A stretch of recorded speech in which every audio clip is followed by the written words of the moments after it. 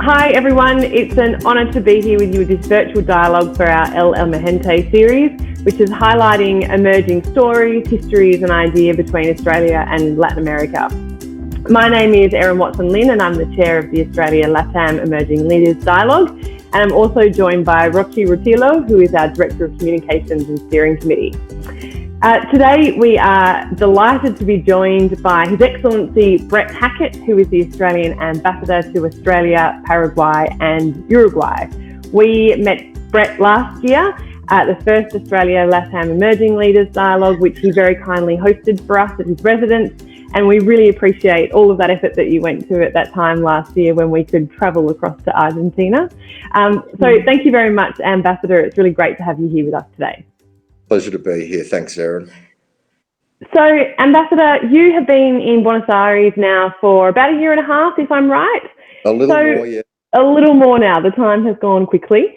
What are the top three things that you've learned about Argentina? Oh, okay.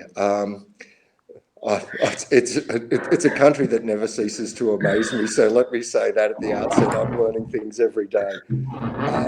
I think, firstly, the thing that surprised me was the similarities between Argentines and Australians. Coming from different cultural roots, we seem to have arrived at quite similar places. You know, we prioritise family and friends and fun, if you want to go for the 3 Fs, and that tends to drive their view of the world and the way they interact, not just with me, but with anybody. It's a remarkably warm and embracing society, and I think that was a bit of a surprise to me. The second thing is it's darn big. Argentina is a huge country. From the tip of the north to the tip of the south is further than it is from east to west in Australia. So that really underscores the geography of the place, and within that geography, it's a remarkably diverse country. You know, that you go from polar climates to deserts to mountains to tropical rainforest, and I have to say, as an ambassador who gets to travel around a bit, I don't mind that at all. That's a good gig. You're looking for a third one, and I think that this again was a pleasant surprise. It's the level of interest in Australia that is evident, not just within Buenos Aires and the business community, but when you get out of town and go to secondary cities and the country, everybody seems to have part of their family who migrated here, but the other part migrated to Australia, or they have a cousin who's working in Sydney, or another form of ties. And what really surprised me was and really underscored this, was the outpouring of sympathy when we had our bushfires in January of this year, which seems a world away now. We were getting hundreds of messages on social media every day from your average Argentine, Uruguayan, Paraguayan, and it was very moving, but B, it also underscored, that it was quite surprising that people were following what was happening in Australia anyway. Yeah, that's really fantastic to hear, and maybe it's something to do with some of the climate similarities, or experience bushfires that people, it sort of resonates a little bit. Well, of course, there are serious bushfires here at the moment, up around Rosario and further north up around Córdoba, all very similar to what we endured, in January. No, that's really, really interesting to hear. And I've got to say, I love the 3 Fs. I'm going to use that one: friends, fun, friends, family, and fun, in that order. So, Ambassador, what do you see as the next set of challenges that the Latin America region faces, particularly those Southern Cone countries that you are representative in? Well, it's a little hard to look beyond COVID-19 at the moment. Each of the 3 countries that I'm responsible for has responded to the pandemic in different ways, but all of them have prioritised public health over the economy. And I think as a result of that, all three, to one degree or another, are well placed once we emerge from, the emergency of the pandemic into a recovery phase to return to economic growth. Before the pandemic started, we were starting to make some good headway in the mining sector here, in agriculture and ag tech. We were doing well. In medtech, we were doing well. There was increasing amounts of Australian investment lined up to enter Argentina. And a lot of that's been put in abeyance. Fair enough. I can understand why people are not terribly enthusiastic to be moving their money around at the moment.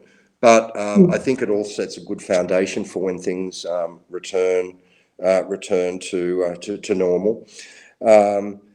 But one of the things also that I think is really important is that while we talk about the commercial relationship, the relationship with Argentina, with Uruguay, with Paraguay is far deeper than that.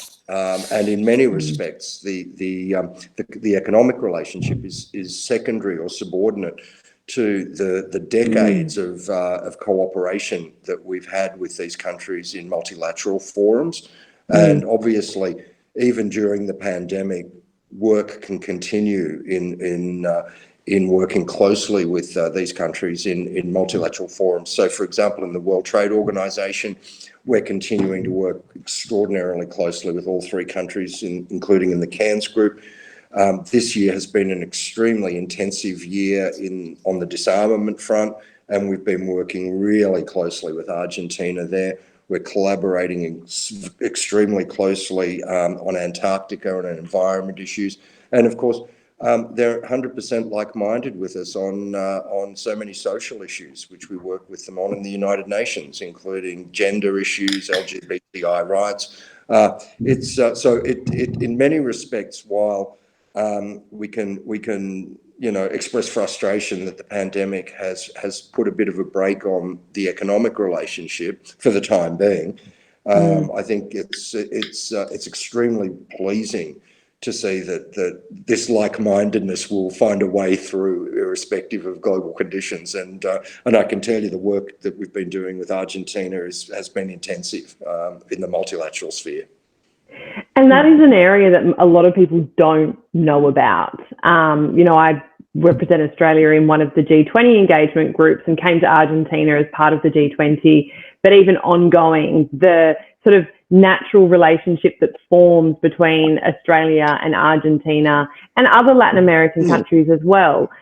We just sort of come together on a lot of issues, and we often find ourselves pushing them very similar agendas. Now, that's not like the WTO, and it's not like some of these big multilateral forums, but it's still important work, and it is interesting to see that kind of natural affinity that we have with each other when it comes to our position on particular issues. And also we get along with each other very well, which goes back to those similarities that we have. Yeah, it's a problem-free relationship, which is good. But I think you're absolutely right. I think because we recognise like-mindedness in Argentina and Uruguay and Paraguay, they're useful touchstones for us, in international forums. If there's a meeting on, for example, on Antarctica, we would be, I would say we would be crazy not to talk to Argentina, but we do talk to Argentina. We are, our orientation in a policy context, but also in a practical sense, is very similar as to influential countries, but not dominant countries who need the force of good ideas to make their cases in these places. Absolutely. So just to my next question, how do you think this sort of international cooperation will adapt or change? And I know our next question is more focused on COVID, but in general, to sort of face some of these challenges, do you think that, what is it that you think needs to change, or what direction should we be going in? Well, again, it's in the midst of it. It's hard to have a 360-degree view. But I will say that the sense that I get is that out of something terrible. Some positives are emerging, and I think that there's a new paradigm paradigm which defines cooperation, which seems to be emerging here in Argentina.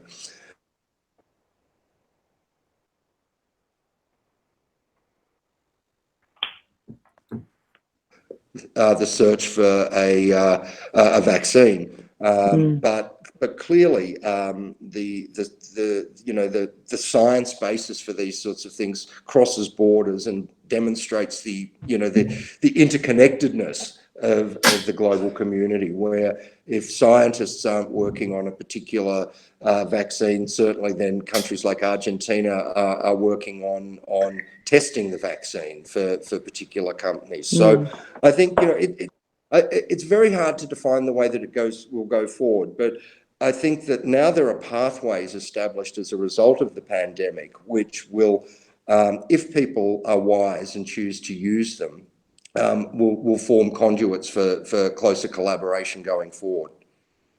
I think that segues really nicely to you, Roxy. Yes, actually it did. So you have mentioned that before COVID-19, Australia and Argentina were cooperating in the mining sector and in environmental issues. Do you see currently opportunities to work together to overcome some challenges from the COVID-19 particularly? For example, in science cooperation? Absolutely. Well, again, let me go back even before COVID-19, and as a result of the bushfires, we fielded a number of offers from Argentine scientists and scientific bodies to work with us on researching climate change and the effect that it will have on future fire seasons. So that underscores that there's a real pool of willingness here to collaborate with Australia. Moving forward on COVID-19 and how we might collaborate closely. One of the pleasing things was that very early in the pandemic, both Argentine and Uruguayan health officials spoke to their Australian counterparts about our respective policy responses so that they could better understand how we were reacting, the sorts of measures that we were adopting, what might be applicable for Argentina and Uruguay, what might not be. That's the sort of dialogue which is extraordinarily encouraging for me as an ambassador, because there's a reflexive reaching out between policymakers to see whether there is any opportunity to collaborate. Obviously, going forward, post-pandemic, there's going to be obviously a lot of opportunities for us to talk about what we're doing respectively in terms of trying to re-energize our economies. We, of course, in Australia went through painful reforms in the 1970s and 80s. At the 1980s and 90s, sorry. And, some of those things may be of interest to policymakers here as they seek to jolt start the economy in Argentina. Things like productivity, our broader reform agenda, improving trade competitiveness. So all of those sorts of things. I think there is a really good foundation there for us in a post-pandemic environment to engage, not just in a practical sense, but in a policy sense as well. Great. I'm sorry, but I don't know what happened with my audio. Can you listen to me? Oh, I may have hit the self-destruct button. I'm sorry. That's okay. This is the world of video conferencing now, so we just need someone to say you're on mute. We can hear you, Roxy, though. That's the next one. Thank you so much. Thank you. Turn your mic on. Yeah. Okay. Can you hear us now, Roxy? I can hear you. Yes, excellent. Excellent. I'm so sorry. Okay. So going back to what you were saying, I hope Argentina learns something about Australia and how they handle the situation here. I think that would be really interesting for for our country to get Australia as an example of how you handle things. Well, it is interesting because Argentina, like Australia, is a federal system, and obviously policy responses are differing in the provinces, between provinces, and things like that. So there are some very similar challenges. Yes. Okay, going to another question. Australians and Argentines, we both love to travel, and well, the work and holiday visa is a really, really popular way for young Argentinians to come to Australia. I even myself came 3 years ago with the work and holiday visa. I remember being there in the embassy, standing to leave my papers, and but many people are currently worried due to COVID-19, because I think that this opportunity might not be actually there for them. So why do you think this program is so popular between young Argentines? And what is also, on the other hand, what Australia gets from this program, right? Well, I think these programs are wonderful programs in general. I mean, they provide an opportunity for young people to see parts of the world that they might not otherwise ever be able to do. The programs are wonderful because, of course, if a person comes to Australia, an Argentine or Uruguayan comes to Australia, they can work, they can self-fund their holidays, which is great for them, great for our economy, and is just an invaluable opportunity. And of course, given the way that the program is structured,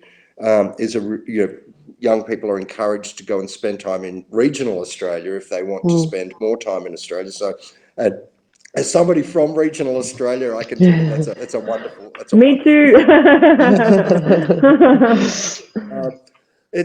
Look, there's no denying that the pandemic has really hurt the program.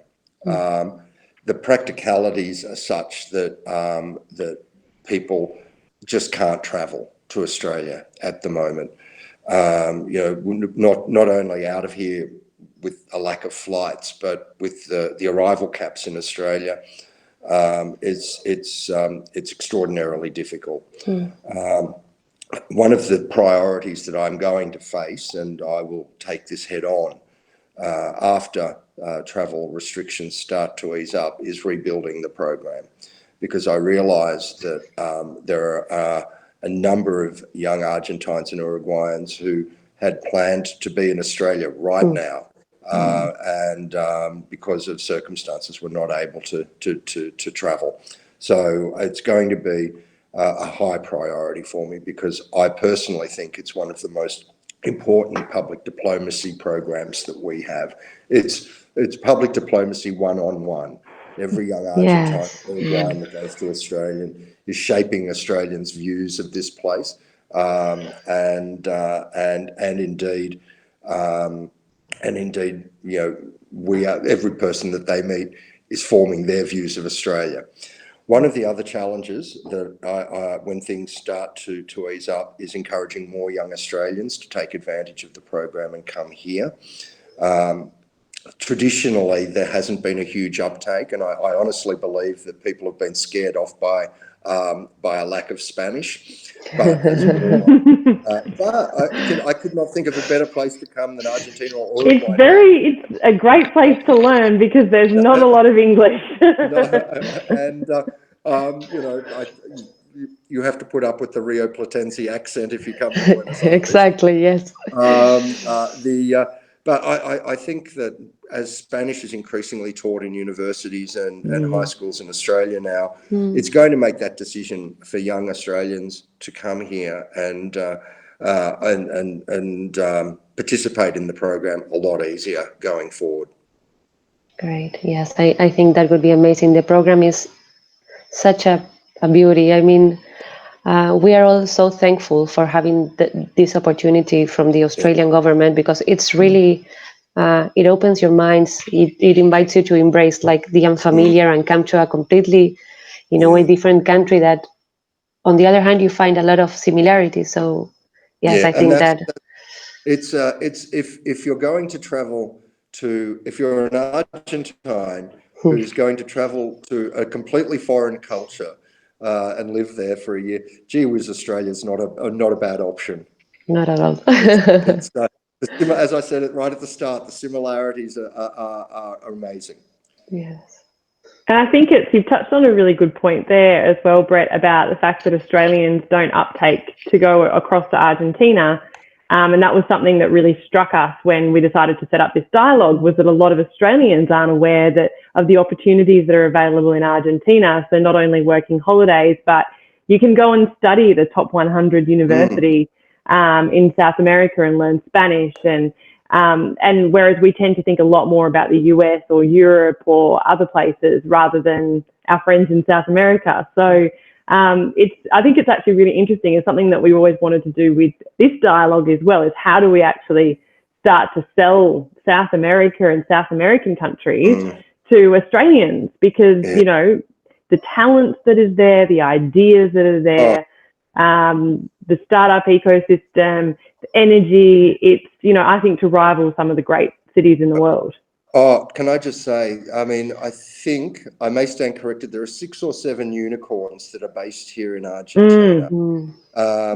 People forget this. People forget the history lessons about how this country has led in so many aspects of medical science, including heart, bypass surgery. Yes. This is an amazingly clever country, and you know, I think I'm starting to see, well, was starting to see more students who are coming through here and working, doing exchanges with universities here in Buenos Aires. I'm hoping some of them are still here. But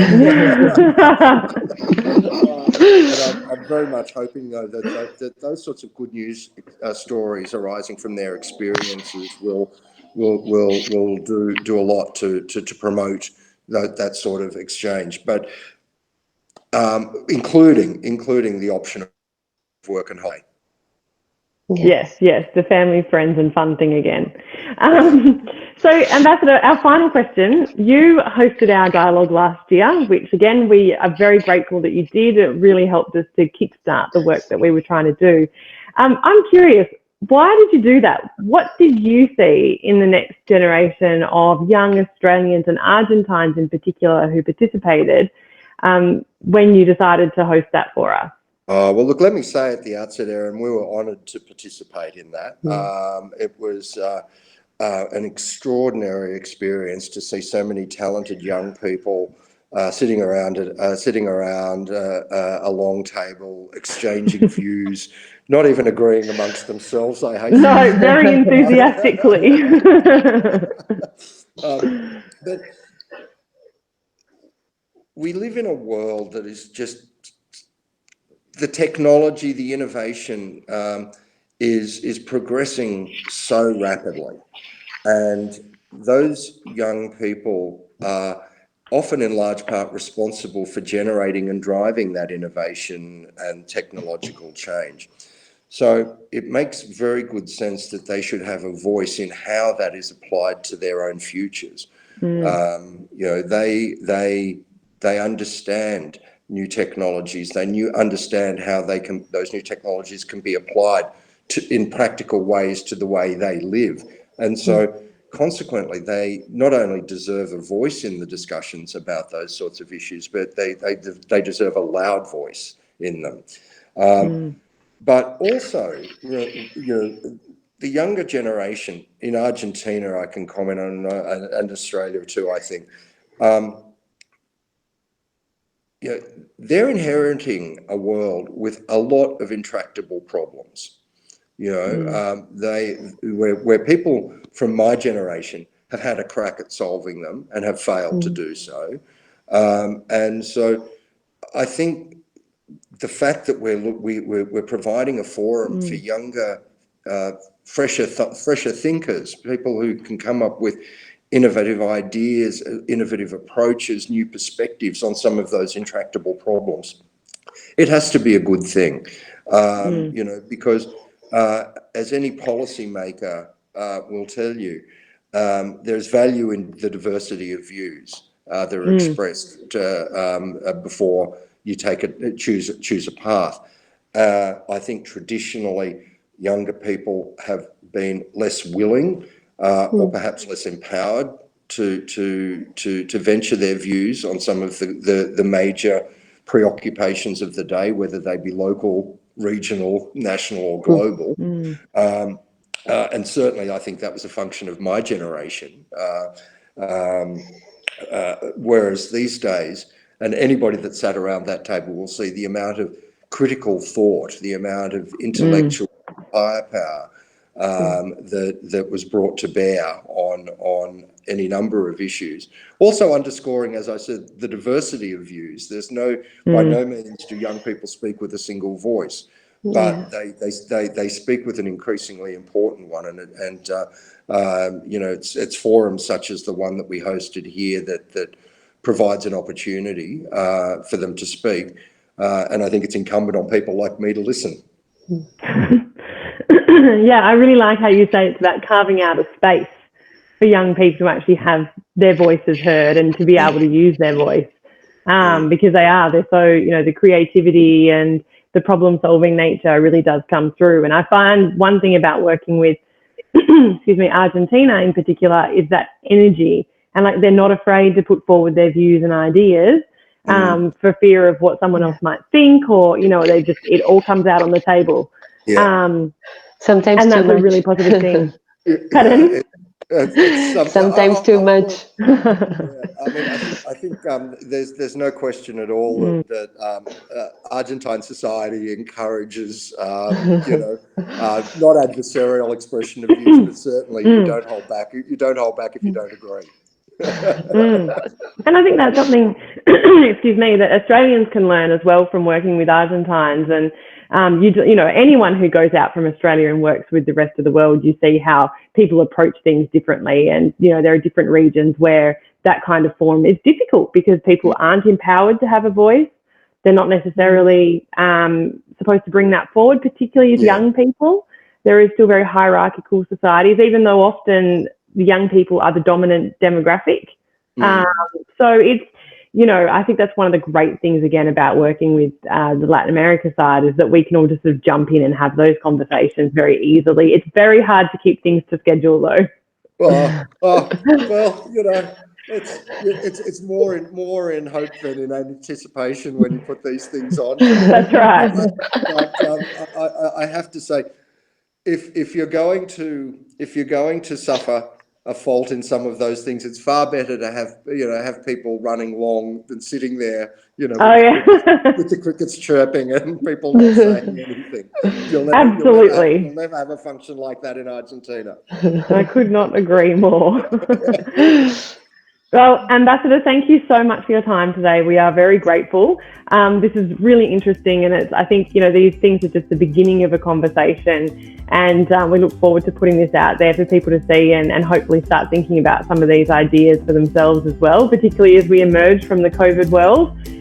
But everyone who's been watching today, thank you so much. We really appreciate it. We love your support for the Emergente series, and stay safe. Ciao.